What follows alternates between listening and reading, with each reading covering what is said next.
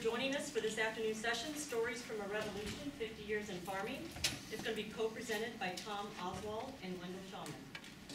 Tom is a member of the class of 67. After leaving Monmouth, he had the opportunity to work in research, along with a fellow classmate, Gene Turner, at the Louisiana State University for almost 30 years. He reflects that it was an exciting, challenging, and rewarding experience to spend time and to work with such dedicated scientists and enthusiastic students. Tom's second love is his two sons, both of whom graduated from LSU, and went on to graduate school in Chicago, where they now live. Tom has been retired for 8 years, yet still finds time to do volunteer work. Wendell Shawman and his wife Janet have been partners on the family farm since 1975. Prior to that, Wendell worked for Funk Seeds International as a corn breeder, responsible for a territory across northern Indiana to Pennsylvania, southern Michigan, and Canada. After leaving Monmouth in 1967, Wendell received his master's and doctorates in genetics at the University of Nebraska in Lincoln. Wendell and Janet have been a team for 50 years and have 3 children and 6 grandchildren. In addition to farming full-time, Wendell has served the farming community in many capacities at the national, state, and local level. He has served on the U.S. Grains Council for 10 years, most notable as its chairman for 2 terms from 2011 to 2013. He participated in several missions in support of export markets, including the Japan Food 2040 mission with the Tokyo Embassy. He served as the Illinois Farm Bureau District 8 Director from 1992 to 2000. As well as the University of Illinois Dean's Advisory Committee from 2000 to 2005. He received the Master Farmer Award in 2001 by the Prairie Farmer, and also received the Illinois Farm Bureau Eagle Award for Excellence, one of only 5 that has ever been awarded. Please join me in welcoming Tom Oswald and Wendell Shawman.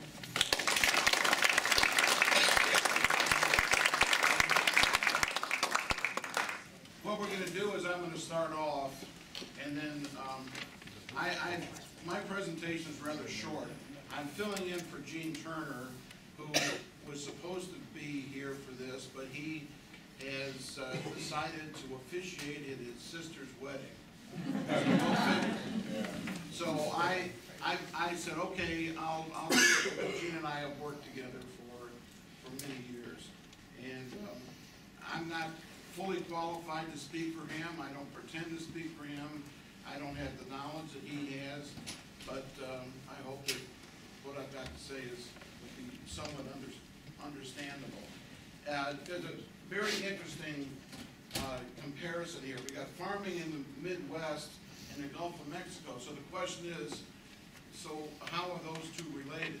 So we're going to try to bring it together, and you can see how there's so much of our economy and the world economy is interrelated. After I'm done, I can probably afford 5 minutes of questions if anyone would like to confront me on the things that I have said. The dead zone is an area that varies from year to year depending on wind patterns, on hurricanes, on many different things. It mixes up the water column. The bottom of the Gulf of Mexico becomes very low in oxygen, and these are some of the reasons why it happens. The water, if you follow the numbers, the nutrient water flows in from the Mississippi River, and then that provides fertilizer, as it were, for the algae to grow. So you get an algae bloom, and then the different things eat the algae, and they eventually die.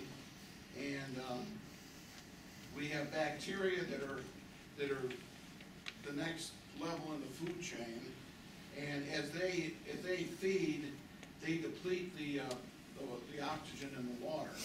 So they respire just like we do. So when they eat, algal goodies, whatever is left, they produce CO2 and use up the oxygen. The Does that make any sense? So what happens is that the fish, they can sense that there's no oxygen, so they get out.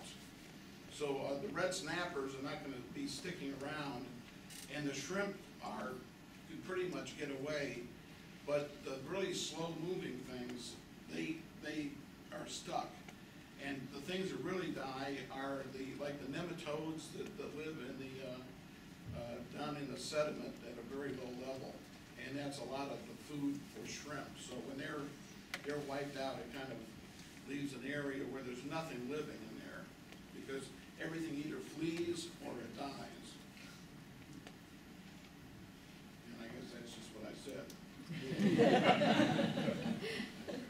Okay. So where do these nutrients coming down the Mississippi, where do they come from? Well, a good source is agriculture. And golf courses, and when you put fertilizer on your lawn and you put too much of it on, and you're not careful and don't follow directions, it gets washed into the storm drains and ends up in the waterways. And everything this side of the Rockies ends up going through Baton Rouge and New Orleans and into the Gulf of Mexico through the river. The erosion of soil has been a major problem, and Wendell is going to address some of this. Discharges from sewer treatment plants and feedlots, and we were talking about this afternoon, and at one time there was a lot of, we were talking about feedlots that were actually on the Mississippi River. So, you know, feedlots produce a lot of manure, and all that washes into the Mississippi River. So it's just like dumping bags of fertilizer into the river. And the last thing is atmospheric nitrogen, which is not a major source of nutrients. I can read it from here. I'm going to read this. I know you all can read, but I'll do it anyway. Direct effects of hypoxia include fish kills, which deplete valuable fisheries and disrupt ecosystems. Mobile animals, adult fish, for example, can survive a hypoxic event by getting out of there and going where there's more oxygen. Mobile or immobile animals, such as mussels or crabs, cannot move to waters with more oxygen and are often killed during hypoxic events. Ultimately, hypoxia causes a severe decrease in the amount of life in hypoxic zones. Hypoxia also affects the ability of young fish or shellfish to find the food and habitat necessary to become adults. So you get some of these little small fry little fish, and they can't get out. And so what happens is the next year you don't have a replenishing of the fish stock. And hypoxia can also affect species that rely on fish for food, and such species might have to leave an area to find the necessary food to survive. So obviously you're not going to find any sharks in the hypoxic areas. And the thing is that the upper layer is usually pretty good, because the oxygen in the atmosphere diffuses into the water. But it's the lower levels where you get the problem. The economic effects of hypoxia in the Gulf of Mexico are difficult to quantify, but hypoxia indicates environmental degradation and can be seen as the canary in the coal mine. And, you know, Gene Turner and I talked about this, and he said, you know, realistically, you know, getting fish and getting shrimp out of the Gulf of Mexico is not the most important thing in the world. It's not the most, you know, economically important. It is for the people that live down there and fish for a living. But in the big scheme of things, it can't compare to farming in the Midwest, the production of cereal grains. So, you know, we're not putting the two on the same level. So I just want to be sure that everyone understands that I'm not saying, you know, we have to just get all, you know, worked up about this and start doing radical things with farming, because as Wendell's going to show, things are a lot better than maybe we often think.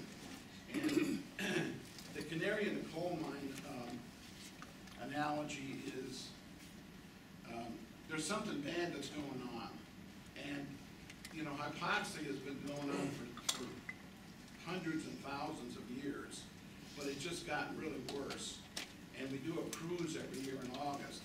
And sometimes the hypoxic zone is the size of the state of Connecticut, and sometimes it's the size of the state of New Jersey, and sometimes it's really small. If a hurricane comes through, it mixes everything up, and everything is pretty decent. So I wanted to add this slide because this one really grabbed me.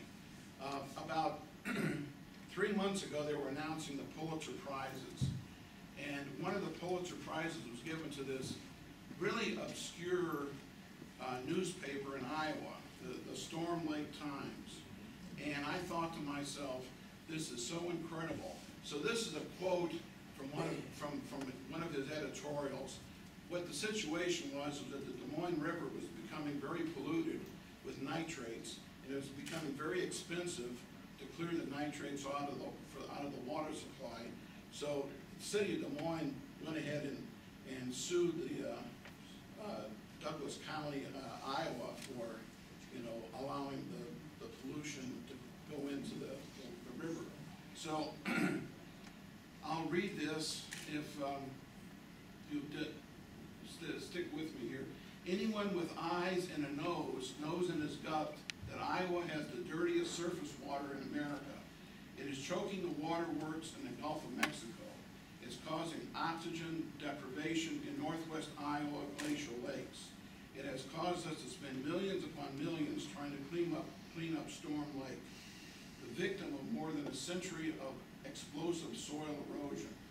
Everyone knows it's not the city sewer plant causing the problem, and most of us recognize that this is not just nature at work, busily releasing nitrates into the water.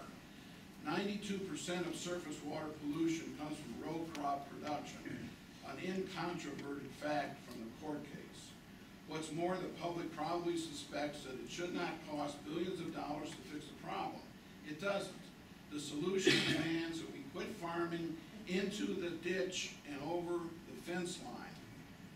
And we just got a great tour. Steve and I went with Wendell, and he showed us that he is following this rule, you know, to the letter. That he's not farming ditches and he's leaving a green space on the edge of his fields. If we left 10% of Iowa's marginal land fallow, the nitrate problem would disappear. Iowa State University research proves it.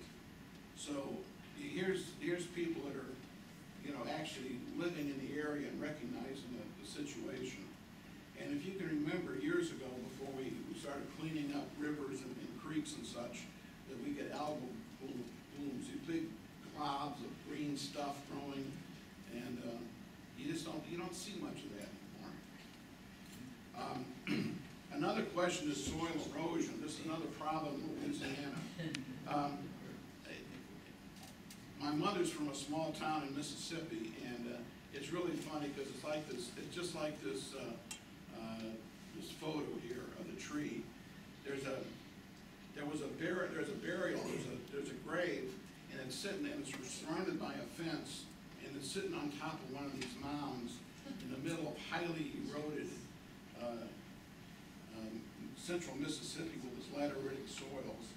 And this is another problem. The original prairie soils were deep-rooted, and now we've come along and we plant annuals like oats or alfalfa or whatever, and they have a shallower root structure which holds the soil a little less well as the perennial prairie grasses. Okay. This is my last slide. And one of the problems that I wanted to mention is that Louisiana since 1940 has lost land the size of the state of Delaware from erosion, from land loss, from coastal erosion. And that has to do with is building canals through the wetlands, and it also has to do with the rise in sea level, and it also has to do with subsidence. The land actually is sinking, and the sea level is rising, so it's becoming a problem. The Mississippi River system, including the Ohio, Missouri, and Illinois rivers, is a major route for the export of grains from the Midwest. Barges and railroads bring these commodities to the ports between Baton Rouge and New Orleans.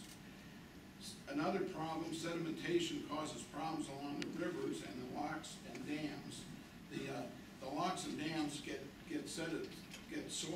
sedimentation built up behind them, and that really causes difficulties. Land loss is a major issue along the Louisiana coast due to rising sea levels, canals dug by oil exploration companies, and the subsidence of the land itself. I already said that.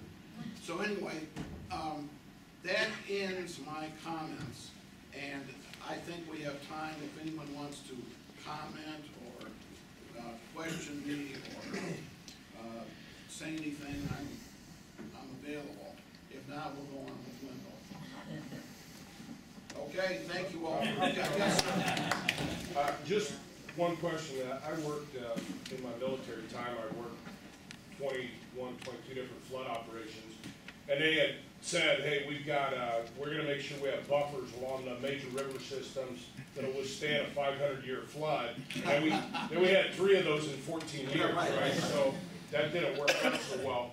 But what happened after the 3rd one is that they actually bought back property and housing that was too close, that was in the flood zone, and they reestablished those floodplains through much of the Mississippi River system. I just wonder now that that's probably been, I don't know, about 10 years, about a decade. Are you seeing? Has that helped?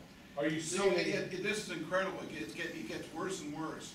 Last August, in the greater Baton Rouge area, there were 42,000 homes that were severely damaged, where you had to take out all the drywall up to about 4 feet. All these homes had water in them. The appliances had to be thrown out. I mean, it was a mess. There were people that were left homeless for months and months and months, and you know, they didn't have flood insurance because they lived in an area that was supposedly a 100-year floodplain, and so they wouldn't have to worry about it. But man, it really was a severe issue. It really got bad, and no, it's getting worse because Baton Rouge is where it is because it's on a bluff. Well, as the city grew, people started moving into, you know, lower areas. The farther you go away from the river, the lower it gets, which it sounds contradictory, but that's the way it is. So, yes, sir. What about Illinois, Iowa, Missouri, on up the river where the floodplain restoration with bioland hardwood is being planned? Some of the levees are not being put back by the Corps of Engineers. Yeah, I've seen some of that. I saw that on the Illinois River when I crossed at Beardstown yesterday, and it was, you know, I was glad to see that the people weren't living there. Well, I was wondering if Eugene, to piggyback on what the gentleman just said, if Eugene has had a chance now to determine whether some of that reestablished work to create those buffer zones and the floodplains, is that maybe cutting back on some of the algae blooms, some of the nitrates, because now you've reestablished a filter system towards the river. Right. That's a good point, but it's not being done in Louisiana. I mean, it's like people just insist. They say, we've always lived here and we're going to just keep living here. And then the insurance companies say, well, you need to build your house now up on piers, up on telephone poles like 12 feet above the surface, so they won't give you insurance. And, you know, so houses are having to be elevated, but there's people just refuse to live in areas where they shouldn't. And we continue to provide them with insurance through the through the federal program of flood insurance. So the problem just kind of keeps getting worse, because until we tell people, if you build a house here and it floods, don't tell us about it. don't expect the taxpayers to let you off the hook. And I'm a very strong believer in that. Yes, sir? When I was a boy, about 15, growing up in East Norman, Illinois, a friend of mine and I borrowed somebody's boat Yeah. and took it down the river. And we decided to go up an inlet, so we started going up this inlet, and there was sewage coming out. Yeah. They've corrected those problems. Yeah, yeah. There should be a lessening of some of that Yeah, pollution. yeah. Is there not? Yeah. We did a study of the Mississippi River area in the Gulf of Mexico about 20 years ago, and I was shocked to see how actually clean the Mississippi River is. It's not that bad, and we were kind of getting into the channels and about 20 feet of water, and there's actually a gravel bottom, and it's not a murky, nasty mess. I mean, the city of New Orleans gets its water supply right out of the river, so it's John, does that mean you're ranking erosion as the number one problem over sewage and rising well, temperatures? Gene Turner would say that one of the major problems is agriculture in the Midwest, and that's why I'm here saying what I've said. And you know, we know that there are some very responsible, you know, farmers in this area that are doing the best they can and are actually, you know, alleviating the problem. So I don't know if I answered your question. Yeah, well, I think that Illinois seems to be a little, I mean, that, you know, the culture in Louisiana is a lot different than it is. yeah, really, Tom, my question, you know, so I think of inland rivers and streams, because I'm a member of Pheasant Forever, National Wild Turkey Federation, and so, you know, the whole collaborative work with farmers to set up grasses, buffer strips, Yeah. for filters, Yeah. and then the reestablishment of the floodplain. So you have these buffer strips being reestablished by conservation and farmers, Yeah. and you have this risk. I'm just wondering, as bad as it may be, the dead zone and the algae bloom, are we on an upward trajectory? Is the future better? I think so. Okay. I think definitely so. Okay? Thank you all.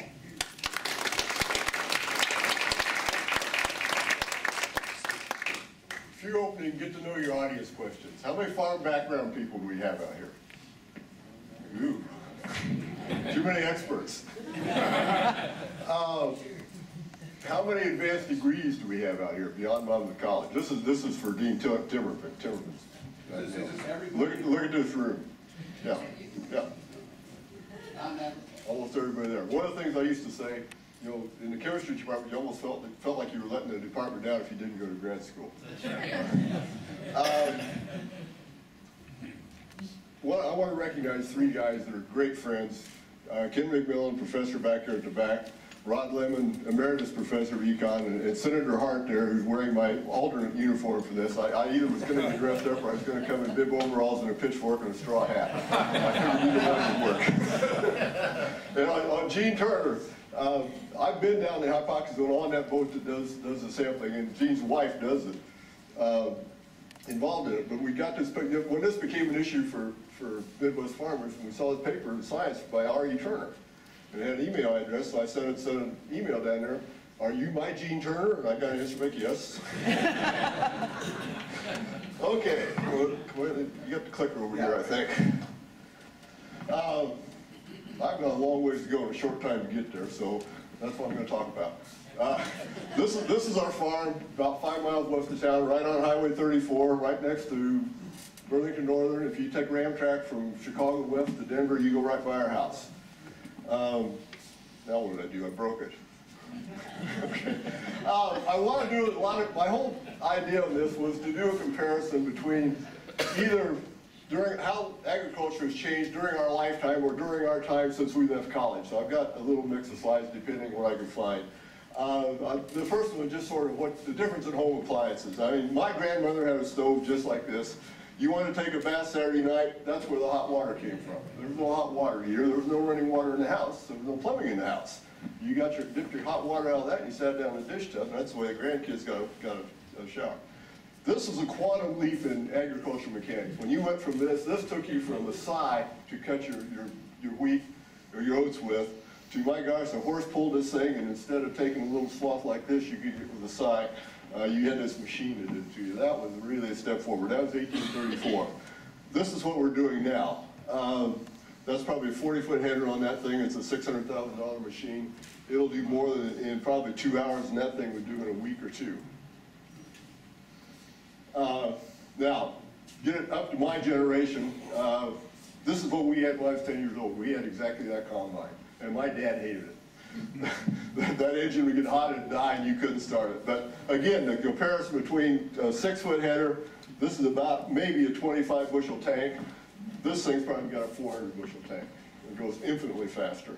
I had to use this slide because this is a comparison down here in the corner. You're going from the horse farming, which my grandfathers did, up to, we had 2 of this model tractor. I spent a lot of hours on that. That's a DC case, but it was a 40 horsepower tractor now. Now you can go over to Berkey's over at Galesburg. They'll sell you a 600 horsepower tractor for about $400,000 to $600,000, made in Fargo, North Dakota. I keep bringing it. This, I put this slide together, 10 years ago. I was going to Chavan to make a presentation. I wanted to make the point to them how things have changed over time. So this is a 1957 tractor. This is a 1980 tractor, which is the newest I had at the time. It's about my number 4 tractor now. And just to try and make that comparison, sort of similar comparison I made back here. I just like the slide, you got to see it. Now, I wanted to address the idea that there are no family farms left. You get this when you talk to urban people. Well, it's all urban, or it's all corporate farms. Monsanto just tells you guys what to do.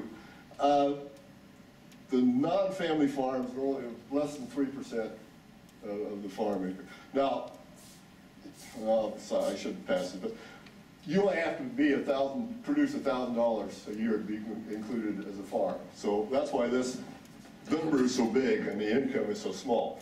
But the point of the slide is, most of us are still family farms, the vast majority of us, and even a lot of people family farms they've chosen to incorporate it. It's just the best business model for them.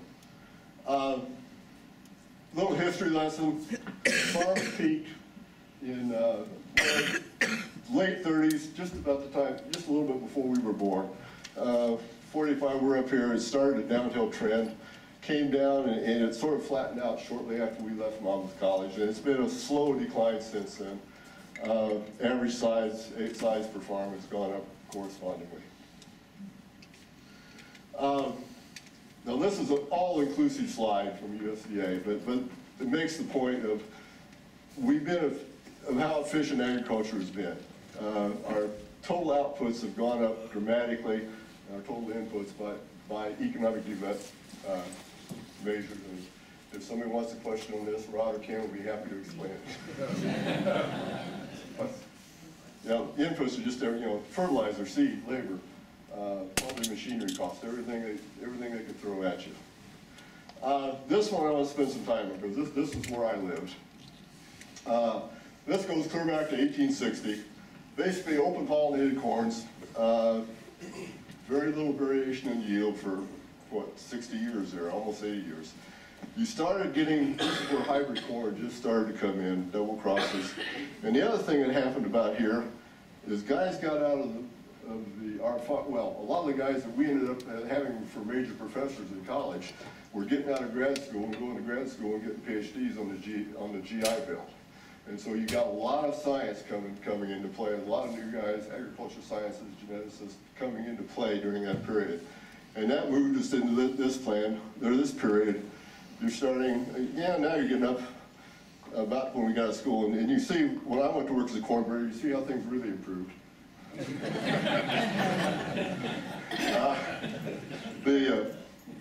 It's the single crossed era, and a very rapid increase. I mean, I'm going to several different areas of agriculture. I'm going to show how science has really improved things. And then you hit on up here, this is where you start getting the genetic modification coming in, and we kicked the rate of increase up even a little more. And the stability got better too. You have a few outlier years. 2012 was one of them. We had a really poor crop in most of the country that year. And I'll show you another slide where that had a very positive effect on income. But this is really unusual to have to be this far off the trend line.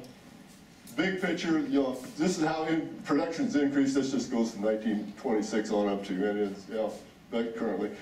Production has increased, but you see the year-to-year variation, and most of these are due to drought. There's probably one government drought in there, about 1983, but the rest of them, you know, it's just year-to-year variation, and you see how the price is affected. The classic one is, this is 2012.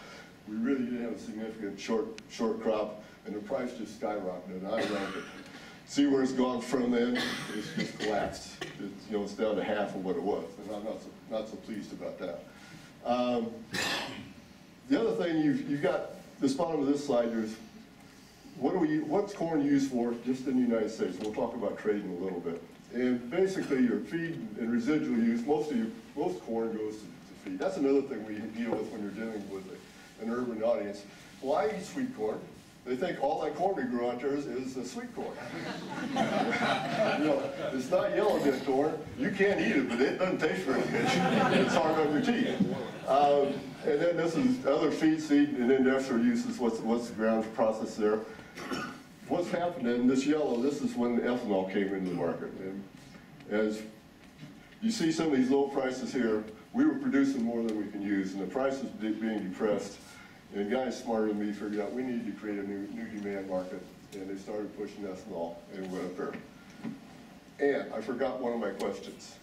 I was supposed to ask, how many people learned how to drive on a tractor? This is for there's the real farm kid question.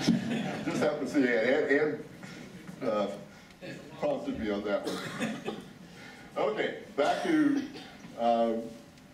so what happened in corn use now? You see production is kept going up, and the ethanol market got developed, and it's our second major use, well, it probably is our major use. It's right at, it's just about 50-50 between feed and the ethanol market now. Well, the ending stocks are, you know, they're not getting a little bit burdensome here, but not too bad. It's your feed, seed, and industrial here. Your exports stay about 2 billion bushel. I've been really involved in organizations pushing exports of corn and other grains, but it's hard to move off that 2 billion. Sometimes it's hard to hold. In fact, we've had a pretty good year, given the fact that the dollar's really been strong. Many of the other economies are weaker, and so it's not been a fantastic total year, but it's been a lot better year than we expected. Simple point of this slide is the world sort of stays in balance. You can't eat what you don't produce. We get surpluses that carries us through low spots like this down here, but all in all, the world is pretty close to being in balance on well, we're getting by. And that doesn't mean everybody's getting by very well. There's places that are probably hurting, but in general, the mass brought it up. Give me the macroeconomic system, we're in balance. Tom liked this slide. I like this slide. Our total production has gone up, but our fertilizer has leveled off. And, you know, we take a lot of heat for how much fertilizer we're putting on land and how much of it's flushing down to Mississippi. And I'll get to some hypoxia slides at the end. But really, the point of this is we're producing more with less. We're getting higher production, but we're not putting more inputs in there. We're not putting more fertilizer on land. The world does not stand still. Point of this, what I wanted to highlight here, you got Brazil's red, China, and the United States. And look at our productivity increase, and we're number 3 in rate. Now, partly because there's a number of reasons that you can, some statistical things in there, but the world is not standing still. The rest of the world's not letting us grow and just standing pat, not staying down here and basically flat. You know, this is your underdeveloped, your impoverished nations are down here. This is the world total, so this is a pretty big percentage here. If the world total is clear down here and the top 3 countries are way up here, they don't have Argentina in there, it would fit right in there too. So, well, point of this, we're fighting competition all over the world. I want to keep killing this thing. Most of you guys go to work, get a salary job, you're going to get a pretty much a steady increase most of your career, and you pretty much know what you're going to get next year, what you're going to earn next year. Our incomes are all over the place. You know, if you average it out on a trend, it's not too bad, but you peak up here, and this is 2012 again. It was a really good year, but it's been down since then, and this year it's probably going to be clear down here. It's been a long, you know, the last 4 years have been pretty tough. This next slide, the farm economy really fell apart in the 1980s. There was a boom period in the 1970s. People got overextended. Prices were good. Land was, you couldn't buy land fast enough because next week it was going to be higher, and people couldn't buy it fast enough, and they got overextended. Their reached further than they could grasp, and a lot of people went broke when you get up here. So you see this debt. You got to think about this slide. This is a negative, not a positive. You need to, you know, debt was going up. It was an ugly time in agriculture. It's still the benchmark when people get, you know, you have some bumps here where things go bad. Well, how does that compare to the 80s? That's the reference point. That's when Janet went back to work. I had a guy show up, you know, economic analysis. You got degrees. You should just quit. You need to file bankruptcy and get out of here. Instead, Janet went to work teaching math and kept us going. That's the snark. Competitors. You look at U.S. production down here. This is we're talking about exports. Basically constant. You had the short crop in 12, so our exports went down. But back here, you've got Ukraine was just coming on board a little bit. Until communism fell, they could, you know, they might have 3 tractors, one of them might run, and it was probably 40 years older than anything we had. They just couldn't get their act together. Communism fell, and they started getting their act together, and they've pretty much taken the market, the wheat market, for instance, in the Mediterranean area, they've pretty much taken away from us. We used to sell a lot of wheat to Egypt. We don't sell much there at all now. It's, you know, they're close, their quality's not as good, but their price is cheaper, so we've struggled with that market. Argentina has been a pretty good producer that whole period of time. But look at Brazil. Back here, not much production at all, and it's really picked up in corn, and it's really picked up in, you know, this is a corn chart. If you look at soybeans, they're growing more soybeans than we are now. So the world, again, my point again, the world does not stand still and let the U.S. be the big dog. There are competitors out there. In ag trade, the last dollar I get in price is from the guy that will come from halfway around the world to buy my product and pay the freight to get it back to Japan or China or Russia or Morocco. Morocco's become a pretty good market. Colombia has become a good market. I'll get to that one in a minute. Okay, this is a slide. You need to stop and take some time and look at this. This is the world geography displayed based on population rather than geography. So where are the dominant countries at? What just jumps out to me, just jumps off this slide, is the Far East. You got China and India, the 2 largest populations in the world, with economies growing faster than ours, with increasing middle class. China's, you know, in a pretty short period of time, they say China's going to have a 300 million person increase in their middle class. That's another United States. It's just a new market out there. And that's just in one country. India, a little bit more of a problem and harder to import there, but the same thing. They're getting more people moving into the middle class. And big volumes of people moving into the middle class. They're not just going to eat rice anymore. They want to eat pork, they want to eat chicken, they want to eat beef if they can afford it. So there's demands there. Look at even Japan. Japan, to me, it's a country that's a pile of rocks with a little fringe of land around it with 70 million people on there. They totally rely on trade to feed their people. And that's their politicians' obligation there, is, you know, as any government is, make sure your people are secure and fed. They rely on trade. I'm getting ahead of it. It's another slide. I'll come back to that in another slide. But just look at come back, look at Russia. It just disappears up there. It's a non-player as far as this is concerned. It's a huge land area, but there's no people there. Nigeria, big Muslim population. Ethiopia. South America does pretty good. Germany, shows up pretty well in that pattern. Indonesia, another big Muslim population, so you're not going to sell any pork down there, but you can sell them beef and chickens. Interesting here between the two Koreas. South Korea grows, North Korea doesn't. I think this is an awful powerful slide. I really like it. I think it tells the world tales. Talking about artificial trade barriers and how you can lose markets. You know, we're in a bit of a quandary now with what Trump's going to do. He's pulling out of free trade agreements. Well, that makes us nervous, but I think most of us in agriculture are somewhat confident he's not stupid enough to totally blow this.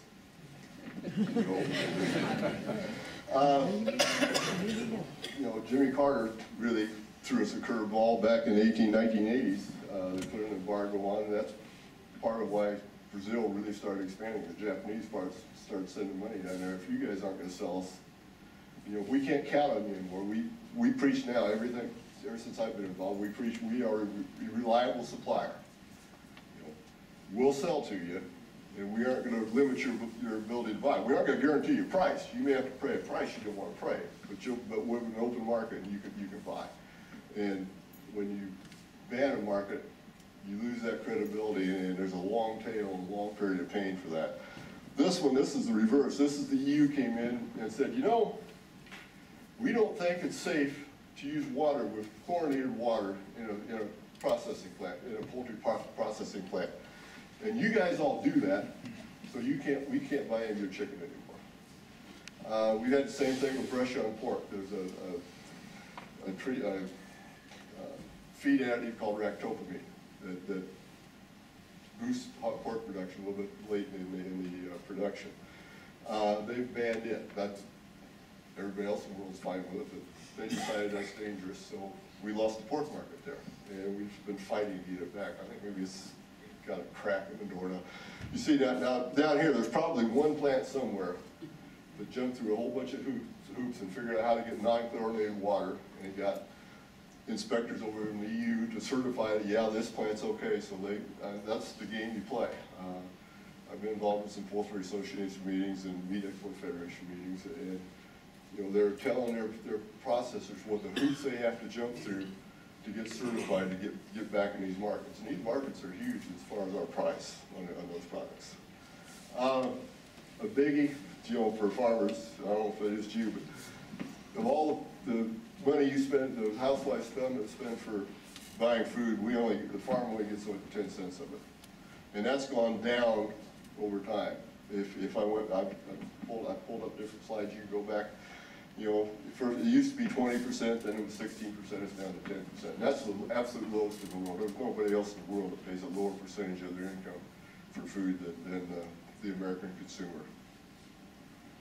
Food has changed tremendously. You know, since we graduated from college or since we were kids, the safety's better, the processing is better. Packaging is fancier. You can starve to death if you don't have a sharp knife trying to get it. There's no germs getting in there either. Convenience is way up. Diversity, you can get all kinds of foods all year. Dr. Timmerman and I, Dean Timmerman and I go back and forth a little bit. They had a speaker in here, said he went through he's an organic producer. Got off the plane, walked through a grocery store up here, probably Hy-Vee in Milan. Didn't see anything in there he wanted to eat. Now, as far as I'm concerned, the guy's a damn fool. There may be things he doesn't like and things that could be better, but if you say there's nothing in there you want to eat, he has no credibility with me. I'm sorry. The diversity, I mean, you got bananas year-round. How many bananas are grown in the United States? Zip. I heard a guy, a farmer, calling in a farm show once, and he said, well, we just ought to stop trade and just live with what we can produce. And I'm going, well, you're never going to eat another banana. The year-round availability. And then the changes in the food delivery system. My grandparents lived in Oquawka. Oquawka had 5 grocery stores. 5 grocery stores.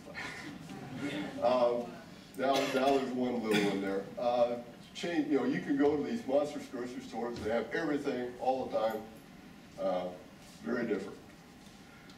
Or you can get fresh food. Now this is fresh food. I'm not sure about the safety. This is the open air market in Shanghai. And it can be really fresh, because those goats were probably just slaughtered before they came in there, and there's probably chickens released. I've been in Vietnam, there's chickens back there, they'll butcher for it on the spot. Or bunnies, or snakes. There's just all kinds of interesting things. I don't, this stuff's seafood iced, I don't think it's moving, but it might. It's fresh, I don't, but safety, I don't know. This is how things have changed. This is, you know, about the time we started college when this starts. And I'm gonna say roughly 75% of the food dollar was for food consumed at home. You come on out here, it's exactly 50-50 now. And that's part of the convenience part of it. Where, you know, both people in a family are working. You're looking for something quick and convenient, or you get home, you're tired, you run out to McDonald's, savior of all kids. It's a big change. Organic foods, I have nothing against organic food. I don't see why people are so enamored with it, but if that's your thing, fine. I do get frustrated with organic producers when they claim that their product's better than mine. That's when I want to spar a little bit. But they've got their niche, they've got their market, they've got their demand, and more power to them. If you can make a living doing it, I have not a problem in the world with it. The thing I find interesting here is look at how the price has gone up, but the increase in production is basically flattened off or almost declined, which tells me, econ professor, that there's a market willing to pay a lot, and paying more all the time. And there are people absolute believers in it, and one of the stuff that, you know, I can apply stuff that protects the crop and makes it, in my mind, makes it safer and cleaner and a higher production. And they're buying one that's probably, well, all these.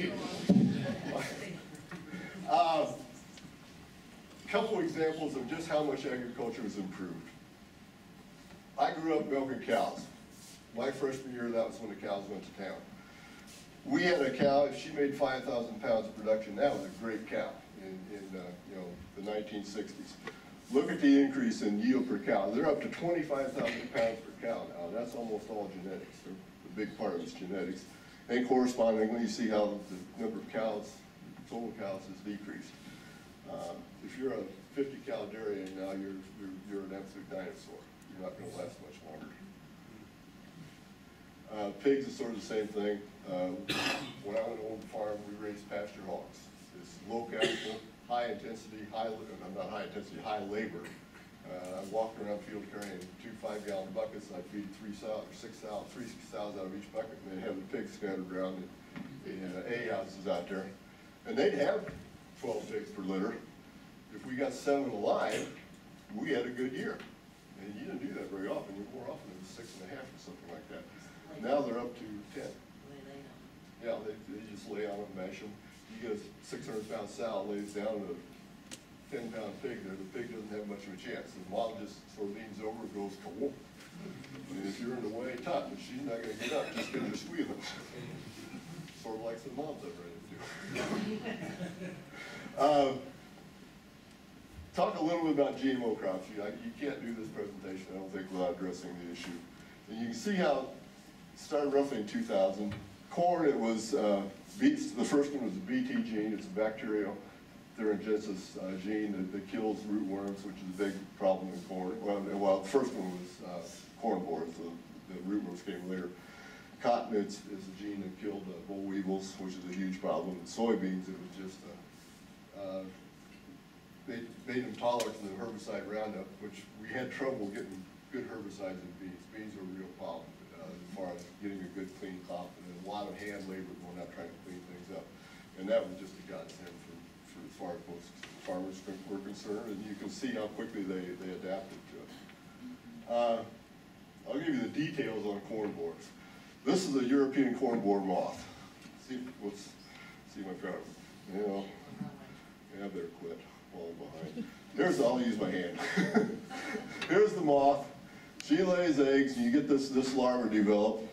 It's going to burrow either into an ear later in the year, or it'll burrow into the stalk You see how it cuts off all the movement of food up and down the plant, so you've got two things going on. Now you can't get the ear fed nearly as well, plus you weaken the stalk. In the fall, as the plant's starting to mature, it tends to fall over much more seriously. There you can see the hole where it's entered the plant. Okay, so here's two hybrids. I'm guessing this is the same hybrid, one with BT gene in it, or yeah, BT gene and one without it. And you've got this plant all chewed up and that one's clean. Well, okay, but is there a reason to do this? It costs you $10 more, roughly, in the beginning to buy that bag of seed with that gene on it. Now, they did get a little bit lucky. They got a lot lucky, because we had one of the worst corn borer infestations. Where's McDonald at? When the year that came out, we had one of the worst corn borer infestations you ever saw, and you can see what the return is. You hear guys, oh, I had this new corn. I got 20. Where I had it was 28 bushel better. Well, you take that times $3. You know, here's the chart. You're looking at an extra $7. That's $10 you spent earned you 70. Next year you buy more of that stuff. Even a dumb farmer doesn't need a calculator to figure out that one worked. And so they got lucky on that one. Or that's the other way you kill corn borers. That's nasty stuff. And that's going on the outside of the plant, and some of that residue is probably still going to be in, well, this is going to go to feed, but they didn't do that on sweet corn too. It's probably going to be on that. So why you want corn that was treated with this as opposed to corn that was treated with that transgenic gene? I think the GMO is the winner in my mind. Just in the last year or two, this is not a political statement. There's a new technology called CRISPR. And I don't know if we got any biology professors here, probably somebody right here knows more about that than me, because Rick's my expert, so keep me straight on this. But this thing is really exciting. Number one, it's not a genetic modification by doing anything with foreign germplasm. You're just working with what you got. And you can go, the way I understand it, you can go in, if you can isolate positive genes, and the tools they have with genomics now are fantastic, and with supercomputers, it takes that. If you can isolate an area in a chromosome that has a positive effect, you can use this tool, go in and duplicate it. If you can find an area that's negative, you can actually go in and remove it. You agree? It'll cure a lot of rare diseases. Okay, well, I'm just trying to make my corn better. Okay. And so this, in my mind, this is a quantum leap. I don't know where this thing's going to go. There'll be some huge societal issues probably involved in it. I would not guess the potential for this thing to do all kinds of things is probably a little bit scary, but if you, to the good, it can do some fantastic stuff. Okay, I want to talk a little bit about hypoxia zone. Over 1 million acres, square miles, 40% of the United States. Tom, the card. I want to get to the next slide, with a couple slides. The Mississippi River is full of these barges. They're loading 18 down at Gladstone now, and this morning we looked. They got two at Oquawka. This is just north of St. Louis at Grafton. That's the cliffs of Grafton. A bunch of they're sitting there waiting to get through Lock 26 in the Mississippi River, and after that it's straight shot down to the Gulf of Mexico. So hypoxia zone, or the dead zone, the Gulf of Mexico. What are the sources? You got nitrogen and phosphorus feeds playing. Yeah, I'll defer to Tom. He did all that. Fertilizer is the #1 problem. Can't deny that. It just is. Because well, I don't have a good comment on this. Do you, Tom? It shows it's called the Birdfoot Delta, and it shows how the delta is expanded by sediment that's coming down from the Midwest and being deposited. But So it also, this is sediment. Is that the, yeah, that's the point, isn't it? yeah. So another interesting thing is that doesn't show, but if you can picture those areas of where the sediment is coming out, at one time that was actually land, which is gone now. So it gives you an idea about the land loss issue. I think twice, we've driven all the way out to just no place to drive. It's an interesting ride to take. Whoops, wrong button. This is, I should have had this slide first. This shows the issue. It says 40% of the United States. It looks to me like it's more than that. All funnels down to Tom's backyard, goes right down to Louisiana. Basically, it goes from the Rocky Mountains to the Appalachians, and all that water goes down to Mississippi. Eventually, it gets to the Mississippi, or maybe the Channel Islands, but slot over the side. So you've got the big area going down there. Now, we take a lot of heat for, you young farmers are out there plowing land, and when you should be no-tilling, and you got erosion. It really was worse 300 years ago than it is now. There's a friend of ours that makes the comment. He says, when our great-grandfathers got out here on a horse and got to Mississippi, and they were going through prairie grass this high, they called it the Muddy Mississippi. And we weren't plowing then. It's one of the natural forces. It's going to happen. To me, this is a challenge. American Farm Bureau. Farmers doing a great deal to reduce runoff pollution. Yay, farmers. Natural Resources Defense Council. The fact of the matter is, and nothing has gotten better. Reality somewhere in between. Problems not solved. There's a lot of effort going into it. Part of the reason is farmers are scared to death of EPA. They can literally, they could put rules in place that just make us totally non-competitive in corn production in the world. We hope they have more sense than that, but we're willing to make a lot of efforts to try and avoid that. But this is a seminar probably that 3 years ago, and I know the people and have worked with them. They had a list of, like 13 different things you could do to try and reduce runoff to improve this situation, and a cost associated with each one. And some of them were very expensive, something you could never afford to do.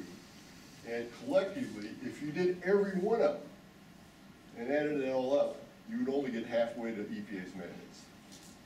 So that's the world where the path we're trying to walk. So I'm a big MASH fan, and there's an issue of MASH, or episode of MASH, and Hawkeye's all upset. Colonel Blake says, Hawkeye, there's 2 rules in wars.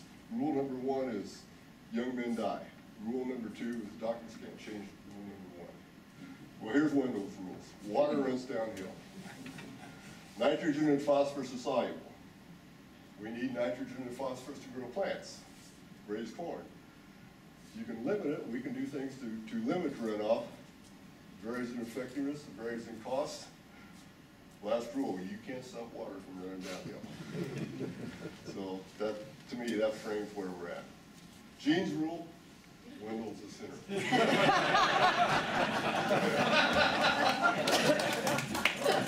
That should have been bottom line up front. That's across the road from our farm after you have a 4-inch rain. Now, in defense, that is not going to run off because there's no way to get that out. Both the road and the railroad block us, and it sits there until it evaporates or soaks in.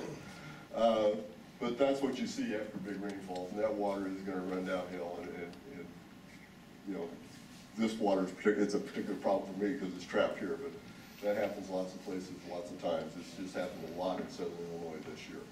How does that affect groundwater? Pretty slowly. It takes a long time for water to percolate down to groundwater. A long time, from what I understand. It's not an area I know very much about, but I haven't heard it talked about a little bit. One of the things we can do, this is a poor slide, but it's the best I had.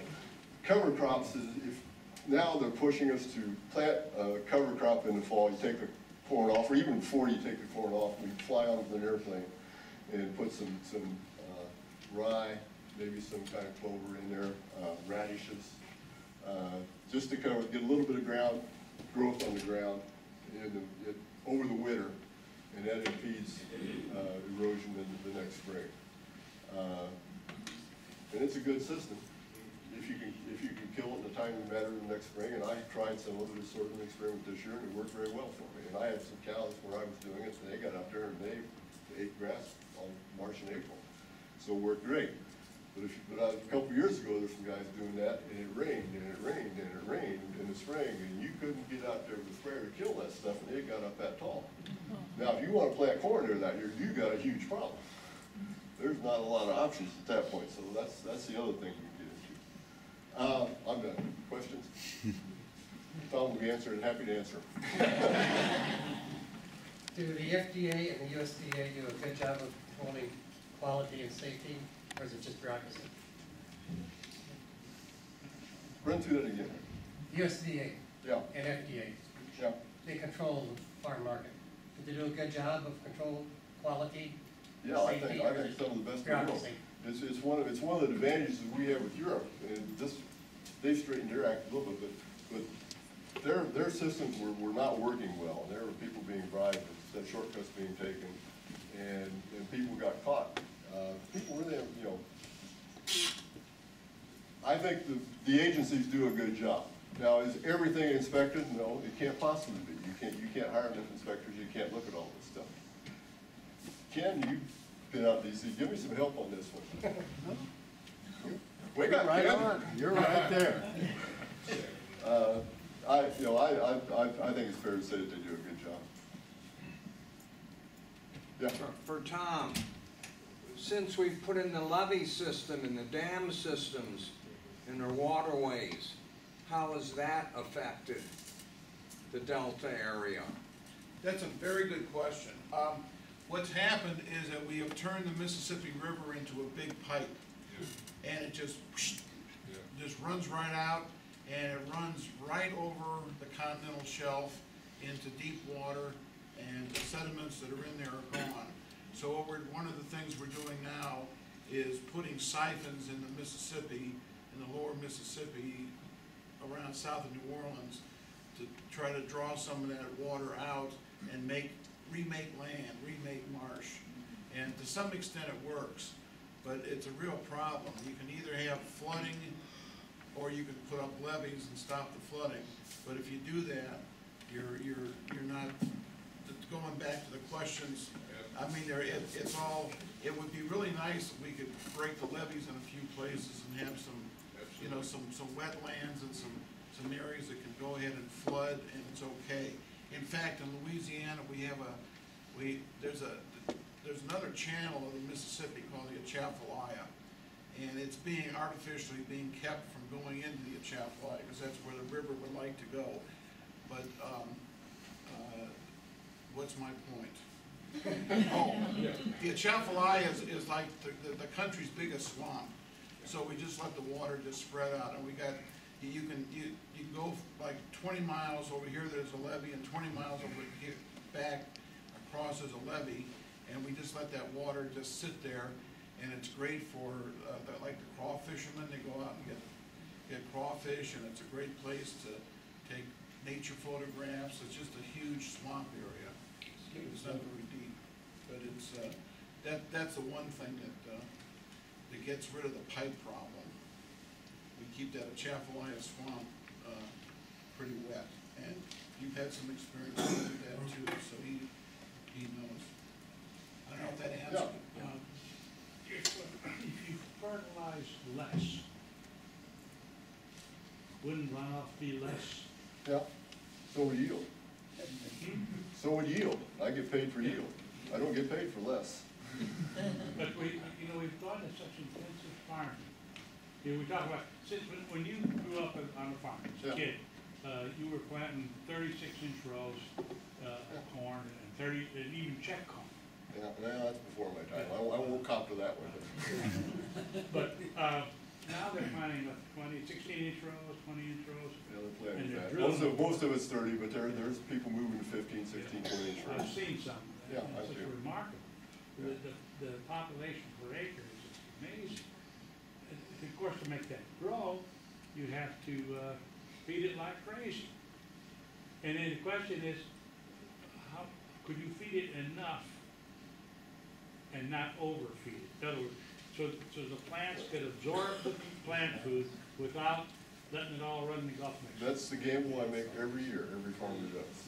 Is, I put on for 200 bushel corn, it doesn't rain, we go 160, I put on too much fertilizer, and it's there available to run off.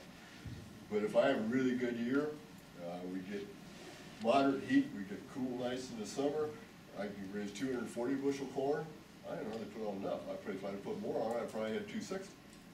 So, I mean, that's a game we play every year. You put on 200 pounds of nitrogen, you only put on 160, or you put on 240. And it's a guessing game we make in October and March, and you find out if you were right the next October. They're finding out they want to grow 200 bushel corn and not using any more fertilizer than you used to Yeah, grow. yeah, that's why some of those slides, you know, that where the inputs are staying flat and the yield is going up. The record yield, I think, in the National Corn Growers Contest was 500 bushel last year. Now, I think it was, and it's someplace out of the Midwest. I heard some guys talking about it, said Washington has some of the highest yields.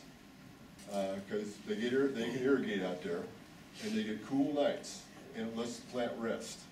Where we get hot summers and we get hot humid nights, and the plant's stressed to some degree all the time. Out there, the nights, the way that, I guess the wind coming off the ocean and stuff, it cools down, and the plant has a real advantage out there. And that's where you get some tremendous yields on a few acres. You know, there's not very much corn grown out there.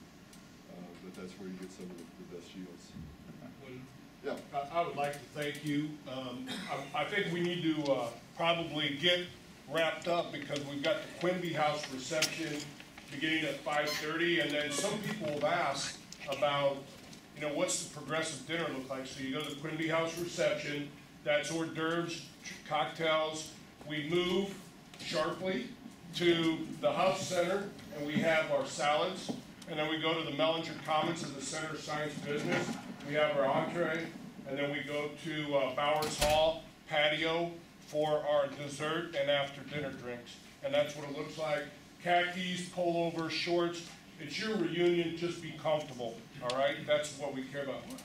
Wendell, Tom, we'd like to thank you.